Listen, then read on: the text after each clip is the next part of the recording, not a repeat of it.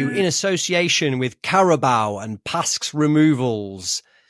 I'm joined, of course, by... Oh, actually, you don't even know who I am. We've only been on for 10 years, and if I don't say my name, you won't know who I am. I'm Joey. And I'm joined, of course, by Neil. Hello. And by Dom. Hey. And by Imogen. Welcome back, everybody. Let's have a look at some moments of the summer, I guess. Is that what we I feel like that's probably where we start. Has anyone got anything off the top of their head while I slowly say this sentence to allow people to think some bits? Dom's nodding. Looks very much like he's ready for it. Well, I suppose one of the fun things about this summer has been trying to find various ways to watch the pre-season friendlies through various avenues of the internet, because we're slightly big enough for that to happen now. And my favourite was watching the Getafe friendly on a CCTV feed on YouTube, and then everyone learning what kind of team Getafe are when the game broke out into a brawl around half time. I only saw bits of that, but one, it was difficult, as you say, with a kind of what was very obviously CCTV, but that they were feisty, weren't they? Yeah. Was that the game Hadji got a knock? I say knock, he got swiped out, didn't he? Is that one? Yeah. Yeah, it was. Has anyone, have any of the three of you got any context as to why they were so...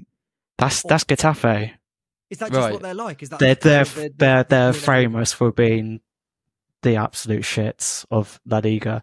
They've actually had to cancel a load of friendlies over the summer because they didn't have enough players. But they managed to get a gang together to take on us. That's hilarious. Wipe out our record signing. They've gone down like basically every other club in Europe, and then they've rang us, and we've gone, hey, it's a Spanish team. Should we just nip out there for a bit? Do you want to find out why they've asked us? Don't worry about it. I think it'll probably be fine. Yeah, that was absolutely class. Yeah, the camera work on it, even by iFollow standards, was noticeably sort of odd, wasn't it? Yeah, there was two angles. There was one which was too close, and then the other which was far too far away to tell what was happening. Yeah. Anyone got anything else of note that they've enjoyed from the summer? I actually went to a friendly. Went to the St Evenage away, which was absolutely pumping. It's not much of a way for you, is it really? It's not far. And I got a lift, so it's actually a lovely day out. But it was fun. Mark wore shorts. Saw all manner of players. Some good, some not so good. And it was a lovely evening. It was warm. Didn't have to take a coat. It's cracking. Nice old time. And as well as it was a lovely old performance, wasn't it? It was ultimately kind of it was only a few kind of missed opportunities away from being an absolute hammering, weren't it? Yeah, it was funny because we scored the 3 goals in the first half with a pretty average team, and then brought the big guns on second half. Had a lovely old time, but didn't score. But there was some very pleasing appearances. Sakamoto was back. That was lovely. Oh, lovely. Well, his hair is glossier than ever, and he looked really fit. Actually, he was really linking up well with Sims and Palmer. There's this thing of kind of this bit of Sims didn't score for a while and then ended the season really well, so on and so forth. But that Sakamoto, apart from Rudoni, and we'll try and do the world's least bit of analysis of pre-season in a second, but that watching Sakamoto come back from what is a really severe injury and look as class as he's looked in pre-season is really heartening. I just think there's a temptation, like a worry that, I mean, I think I overlove him anyway above what actual qualities are, but that watching him in pre-season, you did a thing, Neil, where you'd said he's now starting to develop his own sort of special wrestling move of kind of like a spin pass. He looks dangerously like he might be. Obviously, we're going to get onto this, but the big thing is that what we've done is made sure that our squad is better, and it's only really Dovin that's come in to sort of bolster the first team. But I think I'm not worried about that in the slightest. I think the reason that we didn't do better last season is because of the lack of depth and the bad start. That actually the thing is, a Sims that starts well probably gets 20 plus goals in the league. A Sakamoto that stays fit all the way through could potentially be very, very dangerous, so on and so forth. But I'm getting dangerously close to actual sort of analysis here, and I don't want to do that. I'm going to throw in a summer bit that I absolutely love that I think people might have forgotten about. Now, I've had to Google his name 3 times because I won't remember it unless I actually look at it. And I'm going to look at it again now. So does anyone remember what seemed like a million years ago, but it's probably only a month ago, transfer saga of one Marko Stamenic? Yes. Yes. Now, this for me is the absolute apogee of what I'm going to call Andy Turnerism, which is being so deprived of actual news that you have to artificially sort of create news to such an extent that when something doesn't happen, you look incredibly stupid for having written 15 articles about a transfer. By the way, this is me not having a go at Andy Turner. It's the machine. Andy Turner is terrific. I'm not saying anything against Andy Turner, right? But I do wonder how difficult that is as a human being, having your employer force you to write 15 articles plus. I mean, I think that's probably a conservative estimate about a man signing for a club that hasn't signed for a club, and then he signs for another club, and you just sort of have to pretend that you haven't written 15 articles about. Can you imagine how long it takes to write that level of? Because you'd imagine it's, anyone that's ChatGPT. Well, but do you think? I bet it's not. I bet it's still like a. Not for him. I think he's an ultimate professional where that's not happening. I think this is probably starting off on a pad somewhere and then possibly even typed in by someone else, let alone not ChatGPT. This is a leather-bound, journalist's pad. He's got his hat on when he writes it. Quill, yeah. He's got, yeah.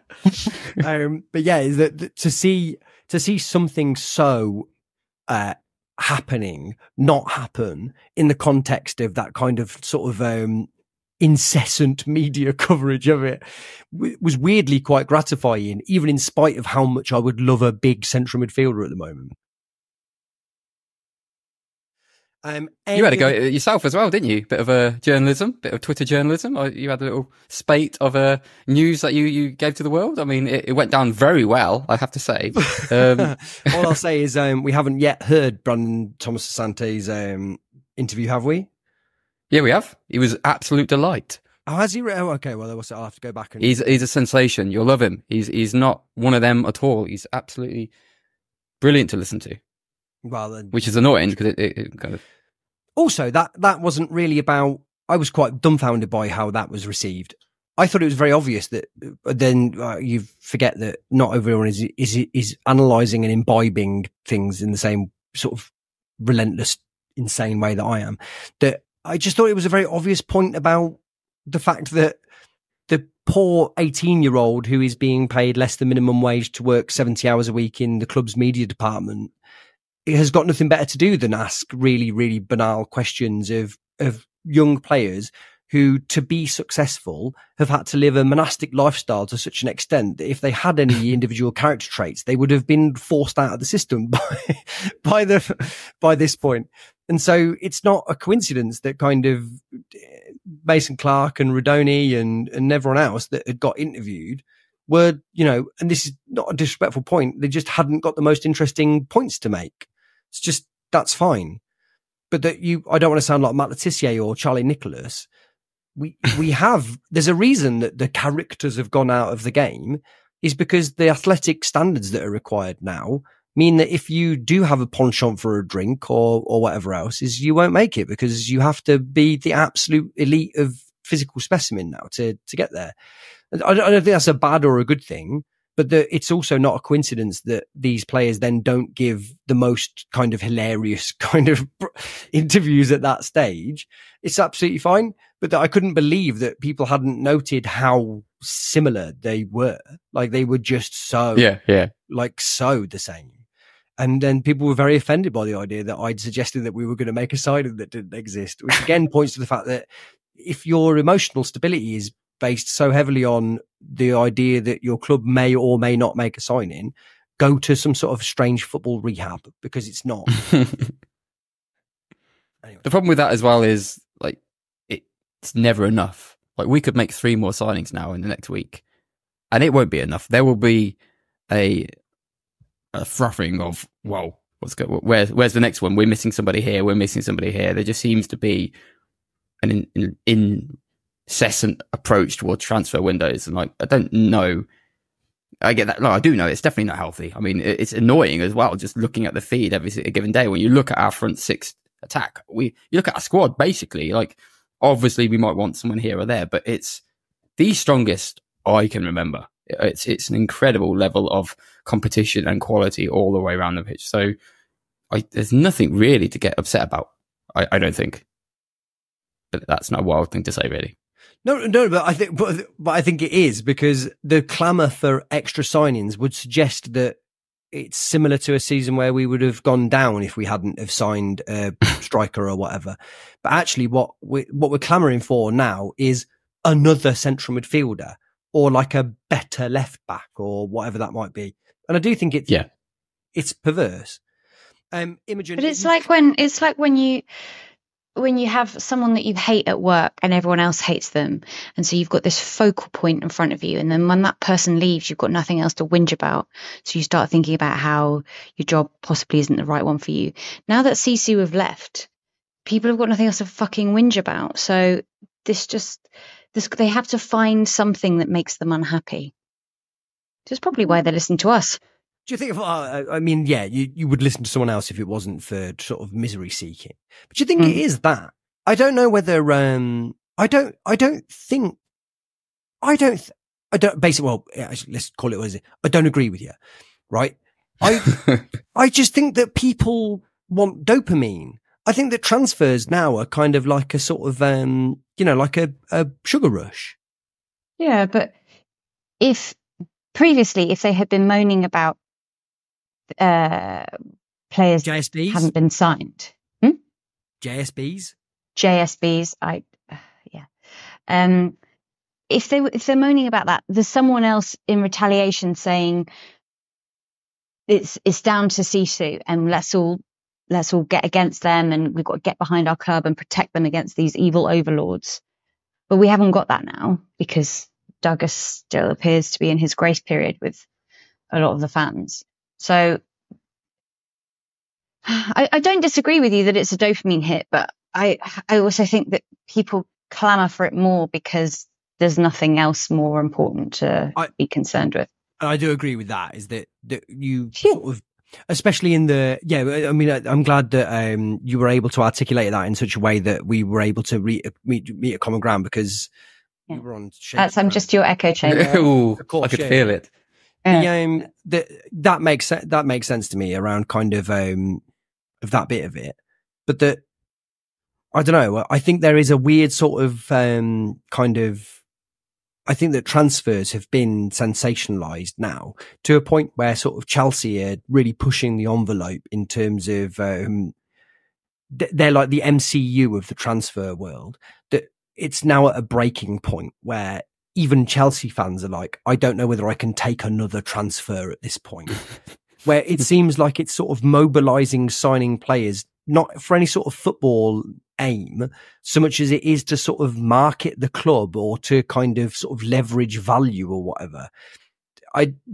People seem to be, I think if we went around the room now and said, what position, not do we want, but do we need to sign someone in?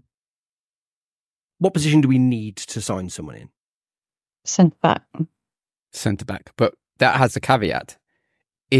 For me, we need to sign somebody at centre back if we want to challenge for automatic promotion, say. Like, I just think there's a level to which the team would benefit from somebody better than what we currently have alongside Bobby Thomas. That would be my thing. But we don't need them to compete. But I just think in terms of... We play a back four and we've got 4 centre-backs. Exactly. So we don't need them. We can obviously play them and I'm sure they can contend and compete and all that stuff. But in terms of what we think we need for a certain level, potentially, that's a different thing. Don't get me wrong. I agree with you. Is that in an ideal but you don't. world... Well, no, but I'm saying in an ideal world... Why do you agree with Neil and not me? No, but you don't understand what I'm saying, right? Is that in an ideal world, context is everything, and the internet doesn't like context or nuance, right? But like, if in an ideal world, if we were trying to kick on and that signings was the choice that we made to kick on, is that centre back would be one of the positions that you might consider to sort of replace. But actually, we've got 2 players in each position that we think are probably, roughly speaking, championship quality in every single position that we're likely to play this season. Yeah. Maybe you could ask whether George Burrows was sufficiently of quality to replace Jack. Yeah. What did I say? George. Yeah. Who is George Burrows? Was he his brother? Yeah. His brother, yeah. Okay. I'm glad that I haven't gone totally mad. Yeah, Jack Burrows is maybe not the world's best replacement for Van Eerwijk. And I'm going to mumble that surname deliberately there because I've got no idea how to pronounce it. And I would also suggest that having looked in pre-season at the way that Rodoni plays, his replacement looks like Palmer and that they are not the same player. And so potentially a central midfielder that might do something similar might also... We don't need another player. There's an argument to say that what you need is to just keep the players you've got and coach them better or whatever else. But this sort of like this crazy thing of just players will never stop with people, can it? Will it? Oh yeah, totally. There's a definition of need. That's the only thing that matters at that moment. Like you say, we don't need 3 goalkeepers.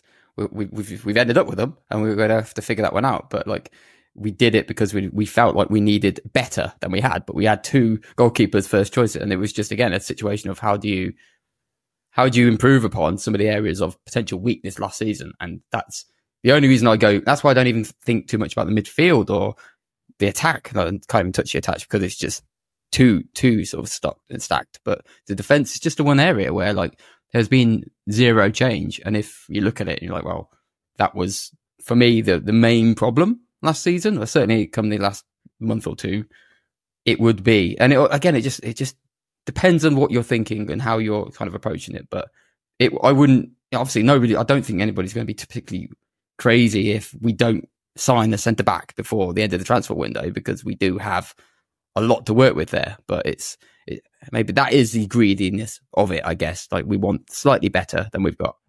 So let me ask a different question. Dom, I'm going to throw this to you, and I'm going to say this to give you enough chance to think about it.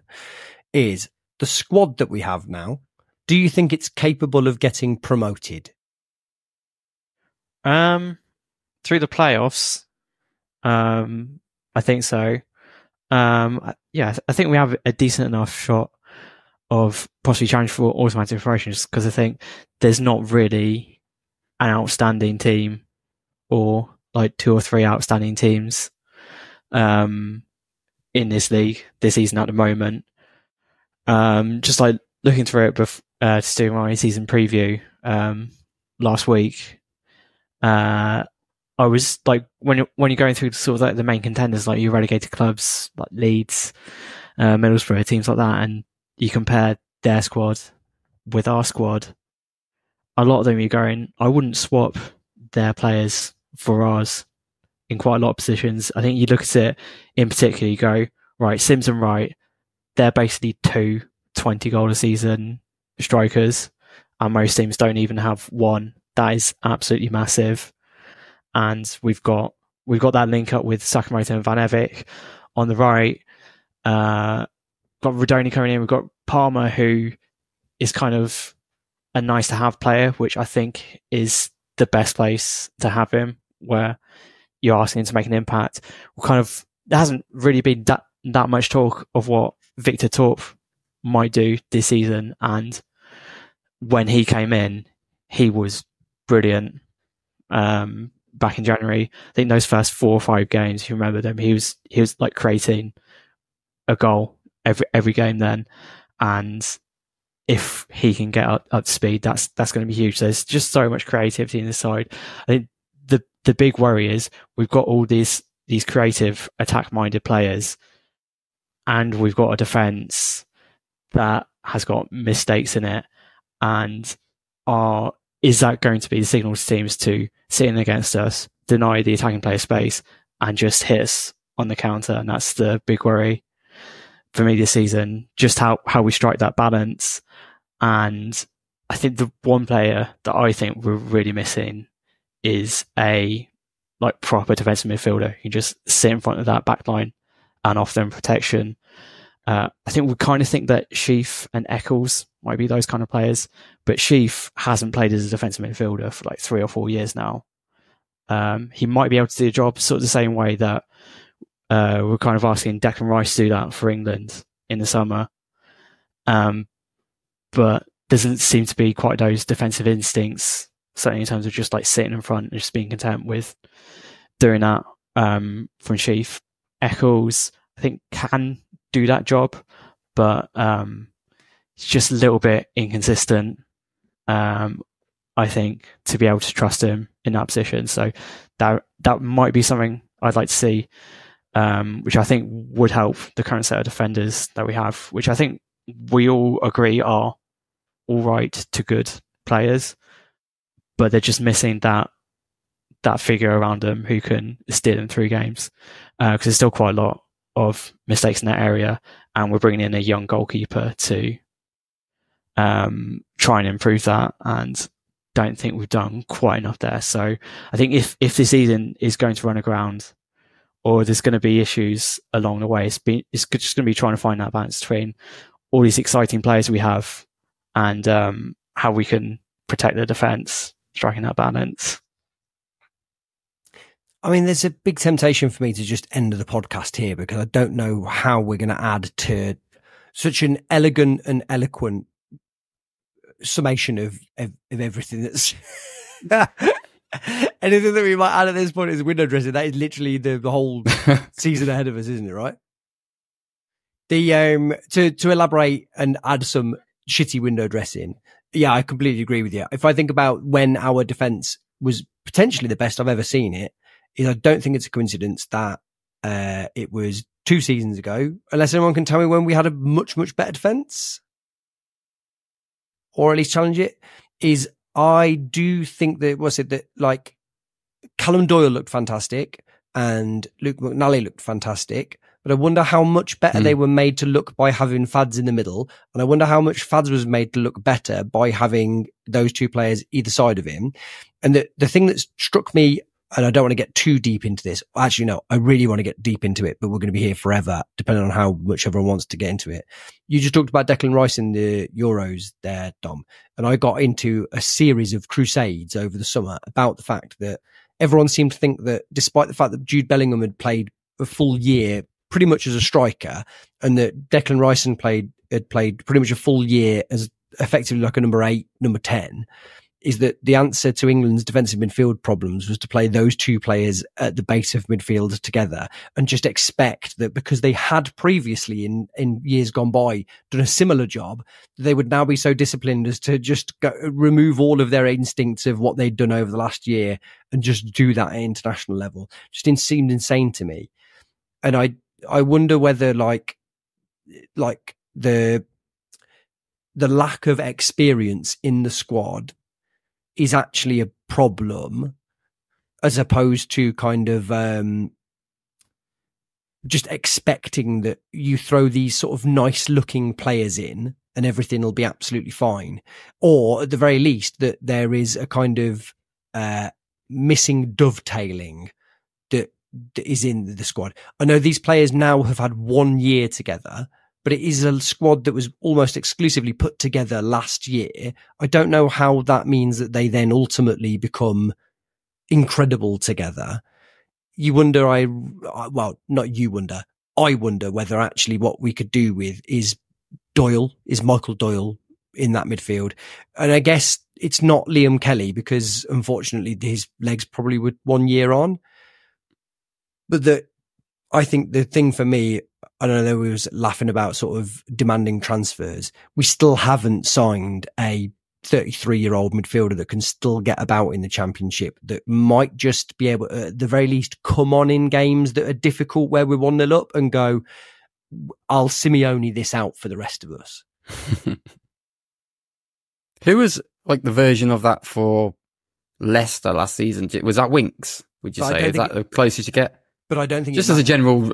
So it's a very good point, but that Leicester had spent so much money last season that ultimately they could afford to have a 10-game streak where they didn't win maybe more than twice towards the end of the season and still went up as champions, because they still had Jamie Vardy and Iheanacho and spent how much, 30 million on Winks or whatever. Like, it was an embarrassment of riches that meant that they didn't really have to worry too much about it. To the point where they were able to go up automatically and stop Leeds going up automatically in a season where they won 90 points. They didn't. I don't think this season is not last season. I think last season's a real, and Dom, you know this better than me, but I'm going to lean on you here to back me up or not. I just think last season is a real anomaly. I don't think you can really look at last season. I think it's the strongest Championship season that I can remember. When nobody could have predicted, well, maybe you did if you knew, that Ipswich would be as good as they were, and that Southampton, Leeds, Leicester, like, it's a unbelievable. Hull shouldn't have been as good as they were. West Brom had got no money and still finished 5th. It's an oddly strong Championship season. And weirdly, I remember at Wembley 2 seasons ago, Paul saying, I wonder whether this was our chance to go up. Is he couldn't have anticipated that this is probably our chance to go up. Yeah, I guess my point was more like the whole function versus quality argument. So, you know, the notion of bringing in somebody to perform a role which helps those people with quality around them, which is almost what you're saying in terms of we're missing that kind of player to support the quality that's surrounding them. I guess if you just translate the fact that there's just a load of quality in the Leicester team, like, I don't want to get into the realm of ranking every single one of their players, but they had a bunch of quality in their team, and I was just trying to understand who we thought was their functional player, that person who could do that for them. Or does not translate from team to team, that notion? Is that So you're probably right. Well, the reason that I would say it's different is that I don't think we've got players of the caliber that Leicester had last season. I think we've got players that are of the caliber that could, under the right circumstances, go up either automatically or via the playoffs. I think Leicester had got players of the caliber that if they didn't go up, it would have been an absolute tragedy. Like, it was an absolute stick on. In the same way that people are talking about Leeds this season, is that which I don't even think is that fair, especially considering the way that they are hemorrhaging some of their more important players. But that Leicester last season didn't need the kind of uplift that I think would be gained for us by having a player in the squad that could either start certain games or come on in certain tetchy games to make sure that you saw them out. That is missing from our squad. So you see, it's an us problem, specifically to us. But get right. In the same way that what's it that actually Man City could probably win the league without Rodri, but that having him makes a massive difference. Yeah, but ultimately, if he wasn't there, you could probably have a shitter version of that and still crack on, because your odds are still massively in your favour. I understand what you're saying. I just think that they got it massively outweighed. But this season, if you look at it, I agree with you, and that I think Leeds is probably to some extent, ironically, given how young he is the kid with the fucking dreadlocks, the Chelsea player, what's he called? Ampadu. Yeah. Just a very they can't function without him, actually. Yeah, but there's not in the same way. There's lots of ways to be Gus Hamer, and what I want is Gus Hamer or Michael Doyle, that character in midfield that says, "This is me and Paul. This is a classic. This is my midfield." I just think that for us at this moment in time, that version of that would be sated by the sort of Carl McFadzean version of a defensive midfielder. There's also no talkers in the squad. You're relying on people like Sheaf, who's not particularly vocal on the pitch. Jamie Allen, I know, often gets captaincy. I wouldn't say you don't see him demonstrating much ire or trying to get people going. Even with Gyökeres, I mean, he wouldn't have called him a leader, but he wasn't shy in coming and telling you, if an 18-year-old had just come on the pitch for their first ever pass had gone awry, he'd have told him that. And there isn't anything. He did. Right, poor Broughton Cuffy. Yeah. Good. There isn't anyone there that really inspires that kind of leadership on the pitch. And watching on the friendly was obviously, because it's a lot quieter, you can hear them talking, but there's no real shouting. I know it's different, it's only friendly, but there wasn't anyone that was willing to sort of grab it by the scruff of the neck and keep people together. And even if it's a keeper, if it's like a Joe Murphy type, Collins is quiet and Wilson was never really, that commanding. So I really noticed that the last time I saw them, and I don't know if we really had that at the end of last season, really.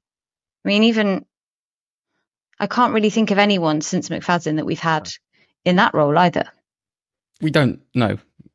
Could Joey, you want to say something? I'd quite like to segue into something else, into some kind of positivity. Not that we've just been negative; it's just an observation. But based on the fact that I've looked at my moment of the summer was actually going to be the pre-season games, particularly the Everton and the Werder Bremen one, which I went to, mainly because for the last 10, 12 years, whenever we've come up against higher class opposition, there's always seemed to be a very noticeable sort of inferiority there, or superiority from their place. Oh, and by the way, when was the last time that we came up against opposition of anywhere near that level of class? Like, even if we have played a club that have been higher, certainly not like German or English Premier League division, surely. No. I mean, I always have in my mind those moments when we went in the FA Cup to Spurs away and all that sort of stuff. Yeah, so those games where you go into them. I thought you meant in pre-season. Sorry, yeah, you're right. Yeah, no. But yeah, pre-season. But it's just really interesting to me, actually, because I was thinking about it. Like, for that amount of time, we've been playing higher teams. We've been kind of used to the notion, even when we first came up to the Championship, used to the notion that we're going to be inferior to the teams. I remember playing Watford when they absolutely battered us for like athleticism in our first year back in the Championship, and it was just like, again, we just felt nowhere close to it. And yet, in the last 4 or 5 months, we've played Wolves, Man United.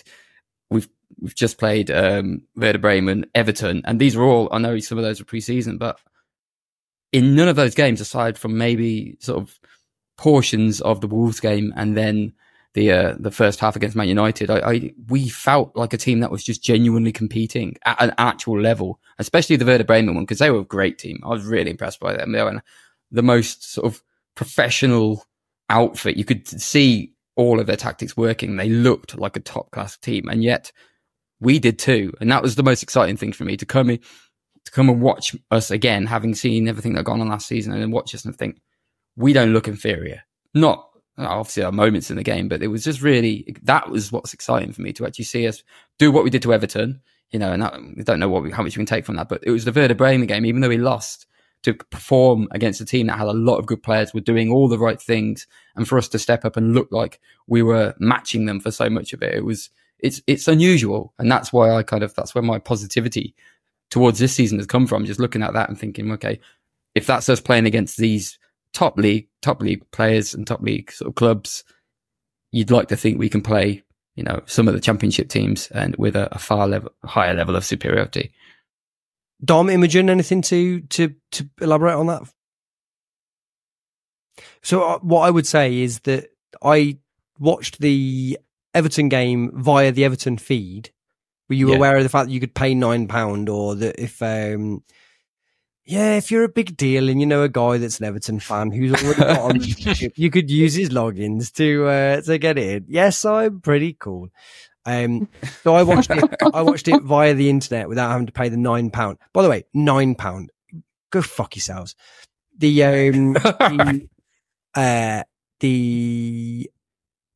So I watched I listened to their commentators, and I think there's two things that are very pertinent to say about the game itself.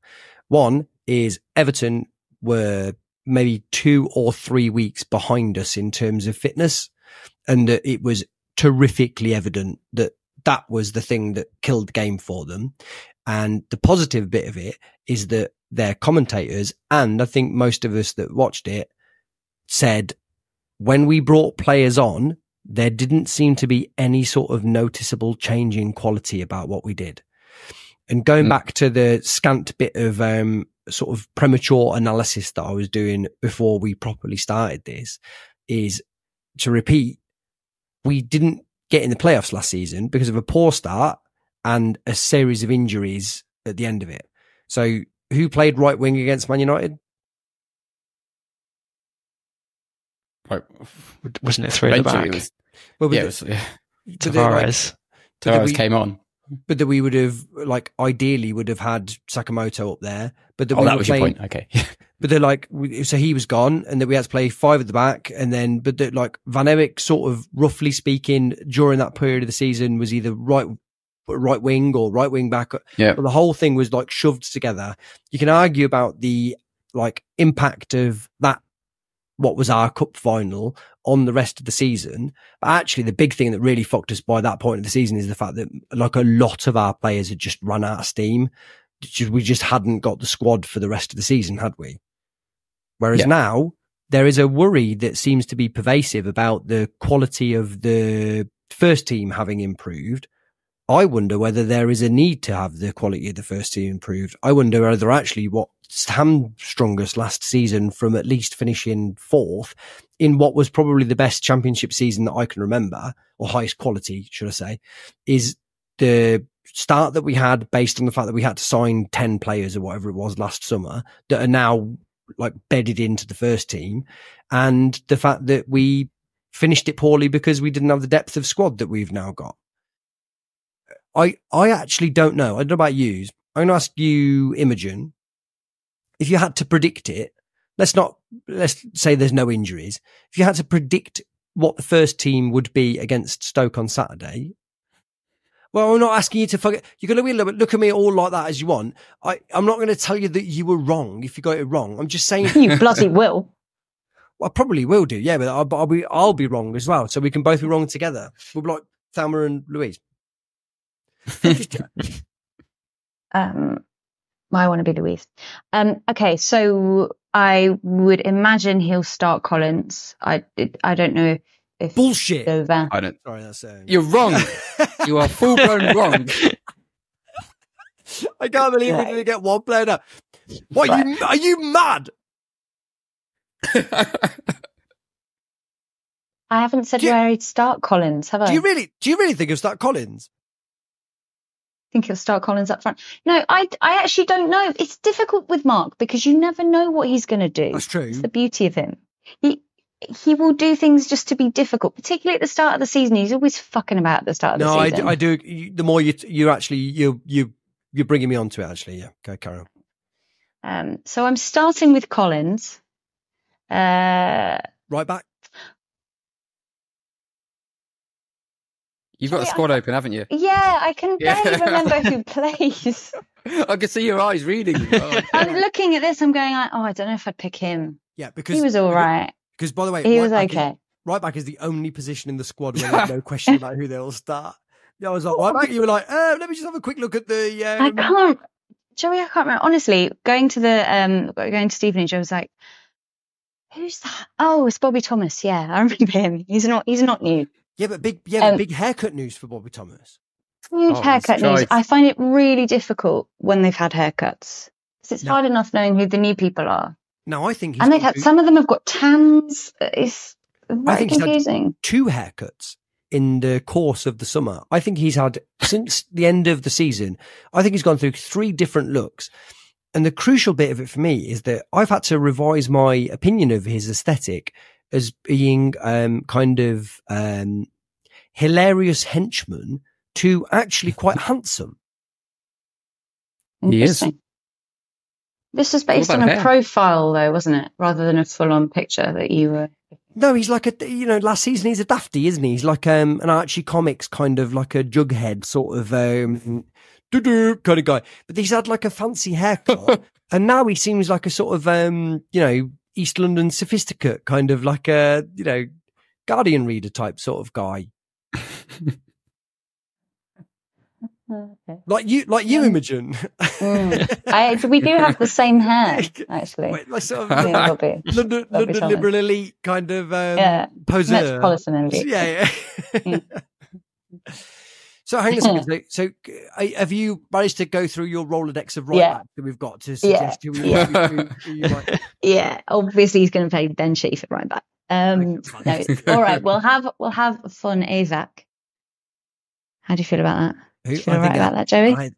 I don't know. I'm not. The problem is that I'm very obviously not the authority on these things. Does anyone know? I mean, Dom, I'm looking at you, obviously. My guess would be Van Evek. Yeah, I think it's Van Evek. That's how he says it. Van Evek. Okay. Yeah, but he said it really quickly and confidently because it's his name, so I guess he would do. But then there was I've got so heavy into the Van Evek. I just say that. Then there was the Harmer situation where he said Harmer in that interview. No, he said Hamer, didn't he? He's also done one where he said Harmer. Yeah, we found one where he. Yeah. But I think he was just accommodating that thing where you talk to people in different languages and you just accommodate them, and he was doing that. Yeah, so that's no good.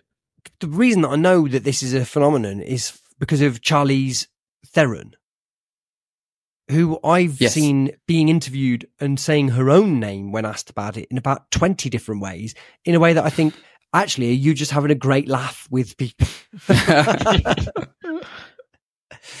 Okay, so hang on a second. So who is in your defence?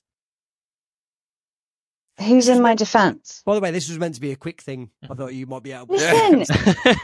Well, why'd you ask me? Ask Neil. I thought as a contributor to a Cov podcast, you might be able to name a first 11 quite... No, because we haven't started yet.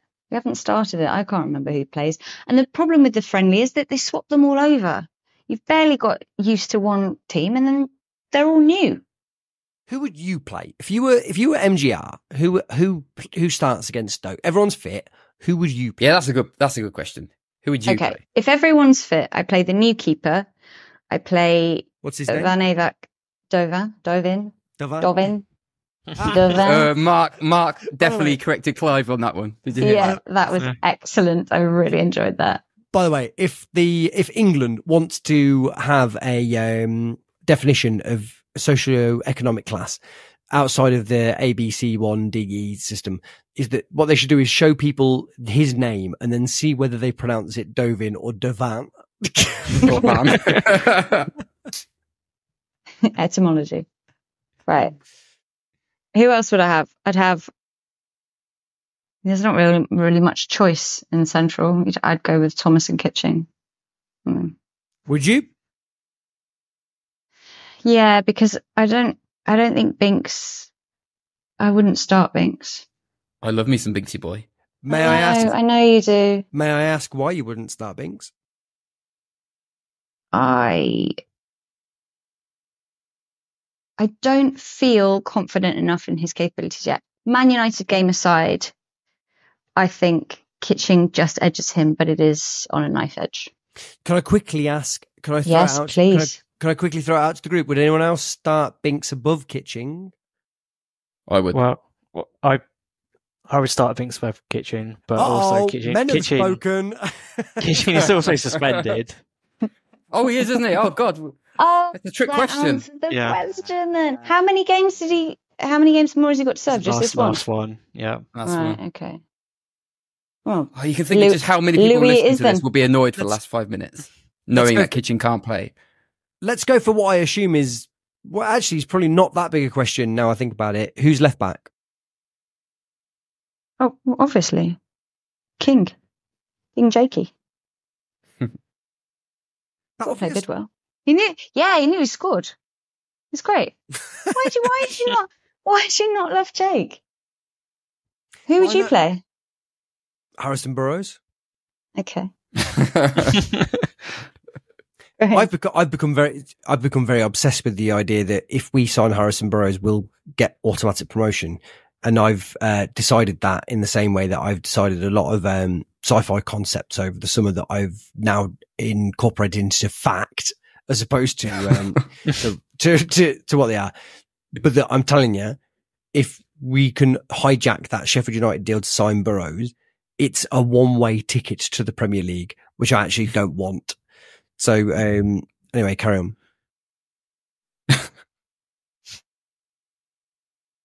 What, me? What? Good. Right. Yeah, so I'd have Bidwell left back. Yeah. It's been really a long time since we did these podcasts. I forget who people are. Okay, yeah, Bidwell, and then you'd have, is she fit? Is he fully fit? But this is what he's in training, isn't he? Oh, right. So we're not allowed to forget that someone's suspended, but we are allowed to forget if someone's fit. Yeah, I'm saying that you can say the 3-man midfield would be the lads, and then we'll just move on. You can do it however Do you want to just say what your team is, Joey? Would that make you feel better? No, because I've got no team. All I want to do is you to say it, and then for me to just piss all over it all the time. Okay. Sorry, didn't realise that was my role. Okay, so Eccles, how do you feel about Eccles, Joey? Good cake. Grew up apparently about 3 or 4 doors away from me, so he's in. It's fine. Is he? Okay, that's good. I'd throw in Sakamoto in there. That's fine. Acceptable. Thank you. Good. Big 2 thumbs up. You 2 up front are easy. It's fine. How many more have I got to go? 2 up front, are we? Yeah, I am, yeah. Why on earth? Just because it'll piss Joey off. I see. How many have I got to go? 4. No.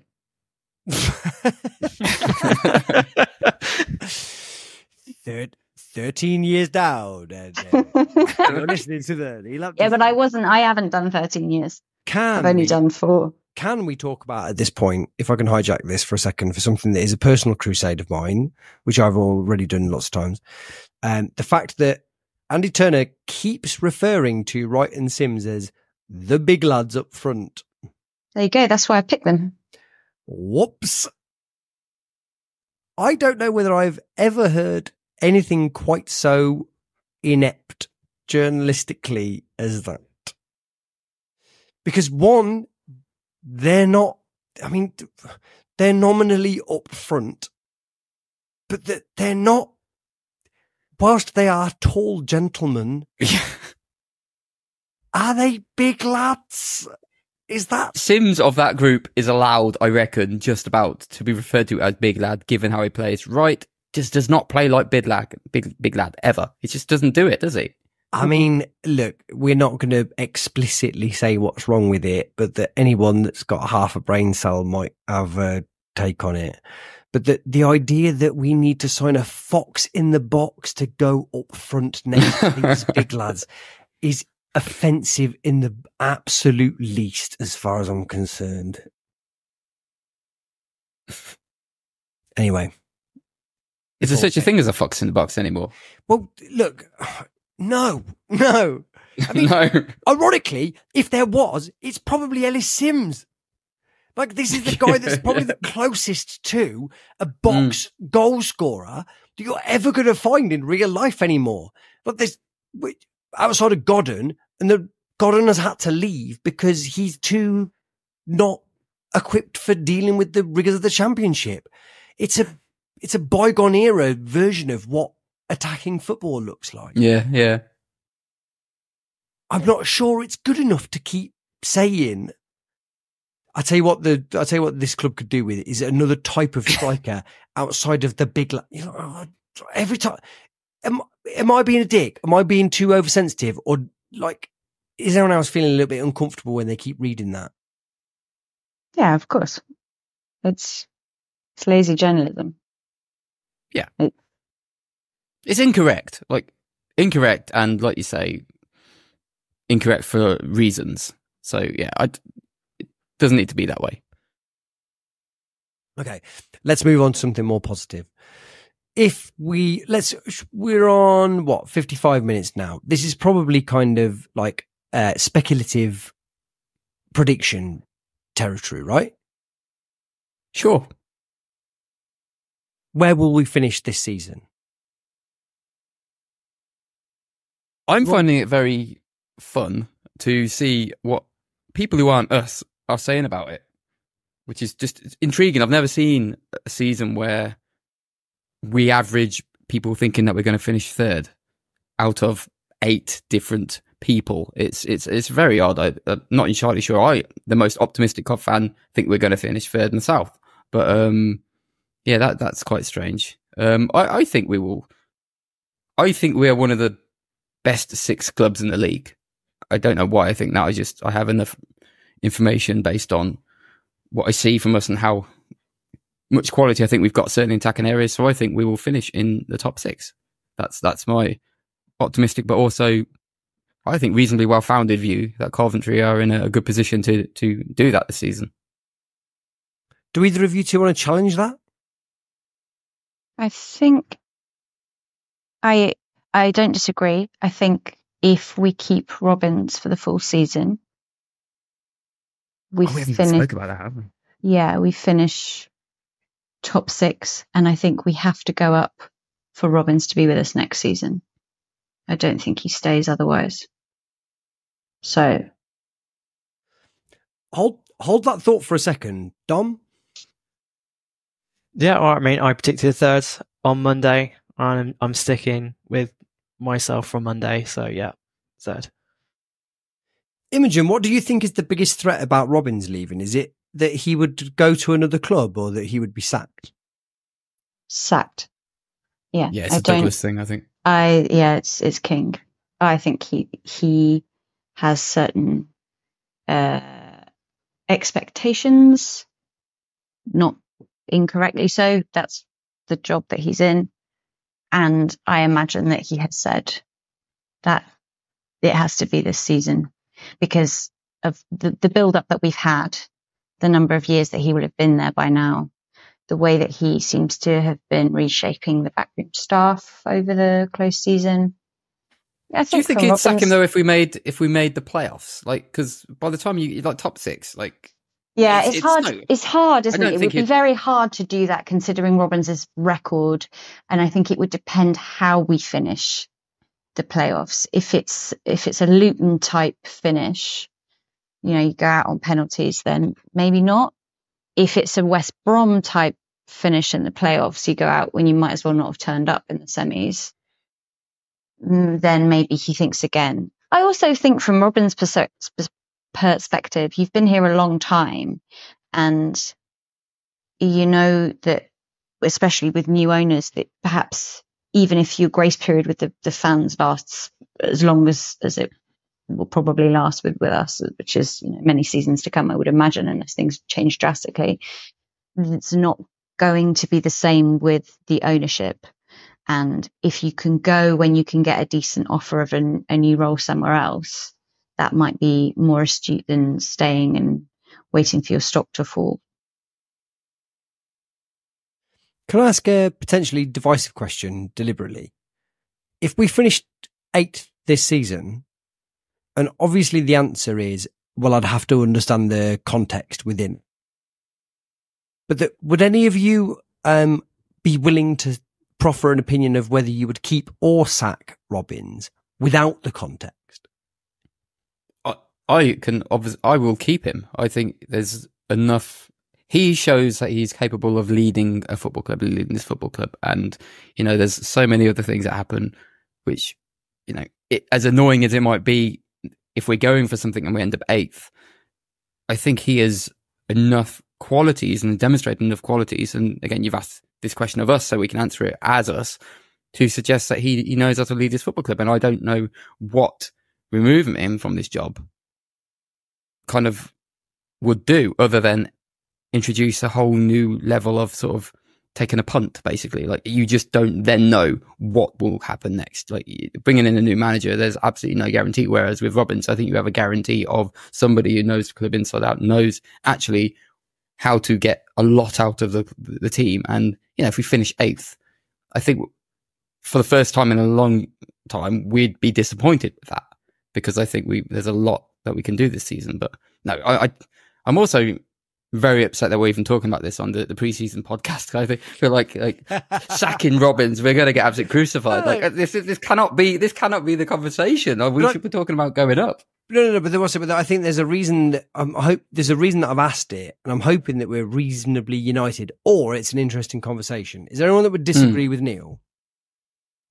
I wouldn't necessarily disagree, but I do wonder if we were to finish 8th, or maybe if we even were to finish in the top 6 and not get promoted, whether Mark Robbins might go, I think I might have done as much as I can achieve here. And then when you also look at it in the context of, he's also lost this summer Adi Vivash, who he's worked with for 7 years. And it's just the structure of where he was kind of the central figure to everything has changed, and the club's trying to move into a different direction ways kind of thing. Maybe there's not much more I can offer this club, and that could be where he goes. It's a very good point, albeit that I've also heard potentially he was part of the decision to let Vivash go. And it doesn't seem like it was a particularly... No. I heard it off someone that was doing some journalism.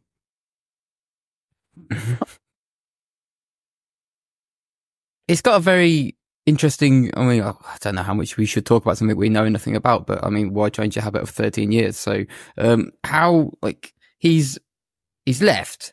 The manner in which he left wasn't nice at all, really, in the sense where he got absolutely no send-off.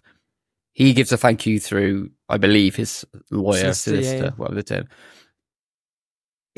And also they then go out looking for not an assistant manager, but somebody who's basically going to be an assistant manager, but with a completely new name, which stinks of David Brent and Gareth, having to use a completely different name for the same job. Kind of, how is that allowed? How has that happened? I just feel like it's a real shame. Like the fact that he, after everything he's done, this is how it ends up. All I'll say is that, so I'm an old fart, and I've spent all of my life in kind of operational management, which doesn't exist like a football club does.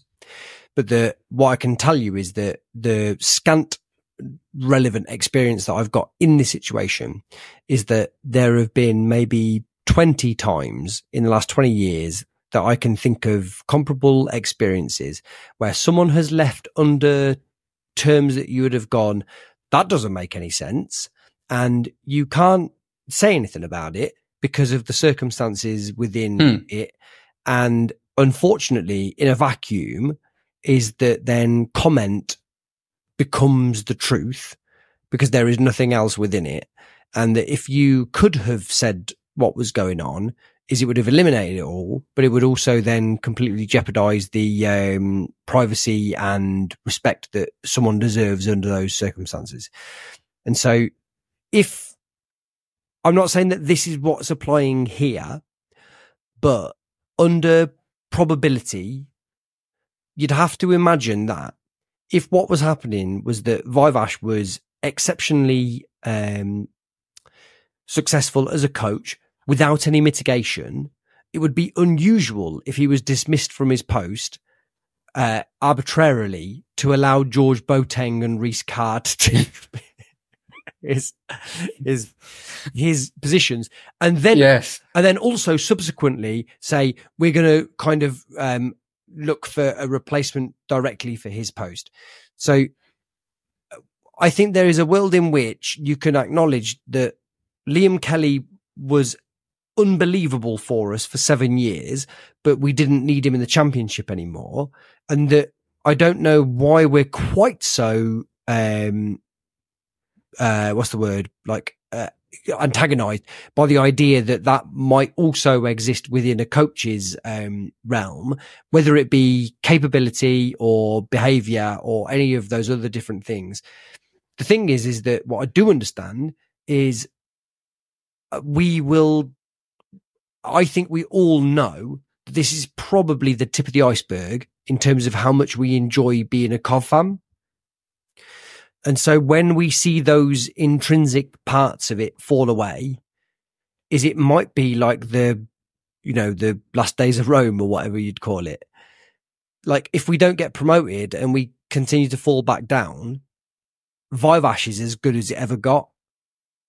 It's worrying for me to see him go, because what if he's the kind of the first of a fall? But equally, he could be someone that needs to go to allow us to step on.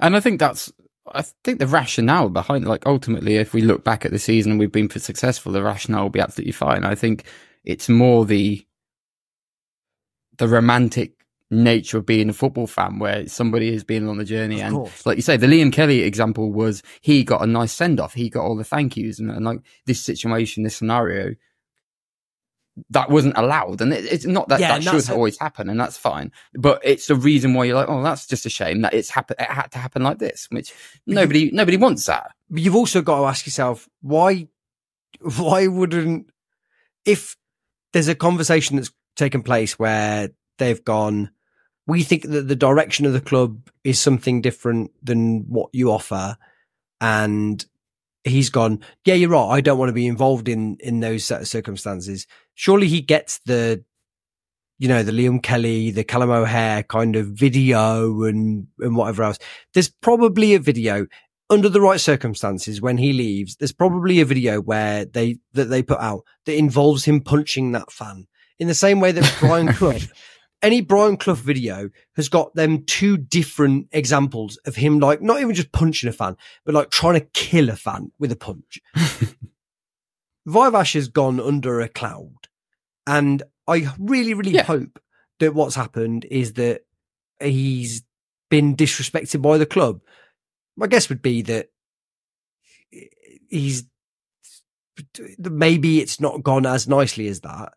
And I guess without wanting to sound like the Stasi, is maybe we all need to imagine that when we don't hear the full instances of things like that, it's because it's more complicated than what we might be allowed to be privy to. Oh, yeah, of course. 100%. You don't release a statement from your lawyer if everything's going fine, do you? Yeah. Even if the statement is, I'd like to put on record my thanks to the club. You do that through your lawyer to make the very obvious point that something bad has gone on here and I'm not very happy about it, but I'm not allowed to comment because of the restrictions I'm under. So I'm just going to put this out there through my lawyer and let you make of that what you will. Now, look, which just makes it a shame. The main thing to say about this is that I added AD Vivash on LinkedIn so that we could get him on here to give his side of the story. Yeah. Right. But the fact that he hasn't accepted my friend request, you of all people, is basically tacit. I mean, my photo is from like 15 years ago. I still look all right at that point.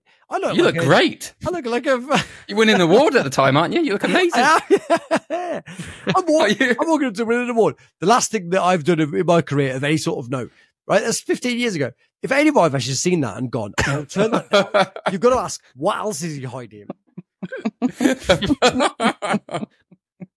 And that's all we're going to say on that. That is basically, that's the way that the media works. We have to find that photo and put it on our Twitter now, I think. Is anyone else? Bear in mind, Imogen, go on. No, I was just going to say, just get everyone to add Joey on LinkedIn.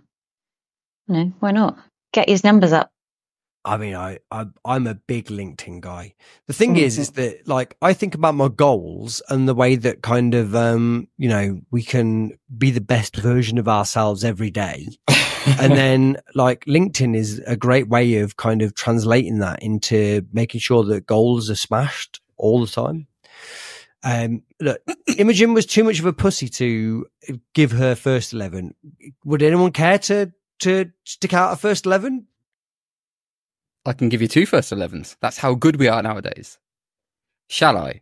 I'll give you one if you like. I'd love it if you did. I'll give you Dovin in goal, and then I'll go Van Avak and Bidwell as our left backs. I'll go Binks and Thomas in the middle. I'll go Sheaf. I'll go Torp. Shut up. I'll go Sheaf, Redoni, and Do you see how good Neil is? He doesn't even have to wait for me to slap him down. Neil's had like 20 minutes to prep for it. Neil would slap himself down. Oh, I knew immediately when I got that wrong. But you know what's confusing me actually? Not to elongate this, but Rudoni, like just how much work he can actually do in the actual middle of the pitch rather than just being that guy behind the striker. He's got a lot about him. I wonder whether... So, Dom, how many times have you watched Rudoni pre-season? Which I think is probably going to be the most of any of us. About 3 times. I wonder whether we've got a replacement for him. For Rudoni? Yeah. I think the function that he seems to be serving, I don't know whether we can replace. I'm a little bit more cold on Rudoni than good, so am I. I'm really pleased you've said that. Oh my God. I'm really pleased you said that. Did you see Werder Bremen? Did you watch that match? Yeah, I think my issue with Rudoni is that he is a very eye-catching player, hard-working, dribbling, got some nice turns on him to create space. What I think is like really missing from his game is like being able to pick a pass. There's been like a few times, like in a couple of preseason games, where he's had a really good opportunity to slide someone through. He's got it all wrong, and also there's been a few times where he's like been close to goal and just completely given the ball away to the opposition. And I think like in terms of just like receiving the ball with his like back to goal, he ends up playing a bit too simple and slowing things down. That's what I really think is missing in his game. I think that's why you wouldn't play him as a number 10, and why I'd want to see Rudoni sort of pushing forward from deep, and then you have Torp kind of doing the same thing the other side with someone sitting between. Imogen? Yeah, I agree with Dom. I think he looked nice in patches. He sort of reminded me a little bit of Palmer in that he would do 2 or 3 really good things and then the last thing was no good at all. He was only on for half an hour, so it's hard to judge him on that, but I want to see more of him before I make any formal decision on him. So just to throw the Werder Bremen example into it, like, yeah, he was brilliant. He was really good. Like, so we're all going to have our one game opinions on what we've seen and what we do not don't like. So it's going to evolve. We're going to take a little look at this and see what he can do. But from that, I did see the Everton game as well. But from what I saw up close, there was a lot that surprised me. He was not the player certainly that I thought he was. I had the same mindset as you, Dom, in terms of the final pass, but that could have just been, maybe it was just a sloppy game for him. That Everton game specifically, he was missing the passes, and he was getting in positions and not making them. And then against Werder Bremen, different version of him. He was finding the pass. He was looking very good. I'm excited about him. Can't wait to see more kind of ilk rather than reserve waiting to see more. There's a difference. Dare I jump in? No, this isn't your podcast. Oh, sorry. Okay. So anyway, is everyone doing? So carry on. The thing is that is he going to be Callum O'Hare? No. But then was Callum O'Hare? No. I think that Rudoni is like. I think that Rudoni is like the Callum O'Hare that we needed. So yeah, that's a good point. He's now. I think we're going to set up with like a Liverpool-esque 4-3-3, but that where Bidwell will probably stay back as opposed to Robertson would go forward. And the Rudoni's job is going to be way deeper than Callum O'Hare's. And that I don't think his efficacy is going to be measured, at least for me, on his ability to slide players through so much as he's going to be able to facilitate a counter-attack. And the other thing that was mad about the Everton game is I've never seen us being able to play a short possession. Everyone thinks that we're like a short possession side, but I've never seen it. You tell me whether I'm wrong. But I don't see us as that. But the Everton game particularly, and to a lesser extent the Gaddafi game, because we had to wait between murder attempts, is the players have talked extensively about Robins, trying to change how we play. And it does seem like a team now that is trying to sort of play like a Russell Martin style of playing. I was gobsmacked by how adeptly they were doing it. And I don't think Rodoni's job is to play a number 10 role. What I was gobsmacked by is the energy and efficiency that he'd got to play and I know that people don't like this, so forgive me, Mason Mount role of just being everywhere and doing a really good job of the basics, which I think is what a lot of modern football has become. He's not going to make tons and tons of assists as far as I'm concerned, but he looks like a player that when we need to be defending, he's going to be there. And when we need to have players in the box, he's going to be there. Is he going to be the best at either of them? No. Has he got the best engine for a 4-3-3 in that system in the way that someone like Jorginho Wijnaldum did for Liverpool in that system? I wonder whether actually he might be the player that, without wanting to sound like a Batman guy, he's the player that we need rather than the player that we want. He looks like a player that I think is like, if Callum O'Hare, all the stuff that I loved about Callum O'Hare was the kind of the dynamic stuff. But he didn't score a lot of goals or create a lot of goals. Imagine a Callum O'Hare that I can push backwards and do all of that. No, I agree. I think there's you're imagining Jack Road. Yeah. There's what I noticed more on the other game, again, the Werder Bremen game, was sort of I don't know what the right word is, status or stature, one of the two, where there's just like a presence in the pitch and a noticeable presence, rather than O'Hare, who was active and very busy and willing, but often unable to have a presence, whereas Rodoni was very eye-catching. Yeah, Rodoni is immediate. Now, some of that might be Ben Pringleism, the blonde hair. It could be. Yeah. You know what I mean by that, right? Is there what's it? The same way that Aaron Gunnarsson was probably overrated by the fact that he was noticeable, but that he's also quite good. Yeah, he's involved. You look totally like you disagree, Imogen. No, I don't disagree with you at all, which is disappointing, really. I much prefer it when I disagree with you. Yeah, it's about the first time that's ever not happened.